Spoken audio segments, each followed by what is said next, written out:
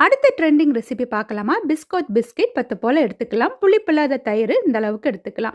1 teaspoon தேன் வந்து இந்த தயிர்ல போட்டு நல்லா இது சாஃப்ட் ஆற மாதிரி நல்லா இந்த மாரி மிக்ஸ் பண்ணி எடுத்துக்கலாம். ஒரு பவுல் எடுத்துட்டு, அதில இந்த தயிரு நம்ம ஃபுல்லாட்டு இந்த மாதிரி ஸ்ப்ரெட் பண்ணி விட்டுட்டு, 1 டீஸ்பூன் காஃபி பவுடர வந்து சுடு தண்ணீல போட்டு நல்லா மிக்ஸ் பண்ணி வச்சுட்டு, அதில இந்த பிஸ்கட்ட இந்த மாரி நல்லா டிப் பண்ணிட்டு, இந்த தயிர் ஆல்ரெடி ஸ்ப்ரெட் பண்ணி இருக்கிறதுக்கு மேல இந்த மாரி வைக்கலாம். இத ஸ்ட்ரெயிட்டா வச்சாலும் சரி, உள்ளாடி குத்தி வச்சாலும் சரி.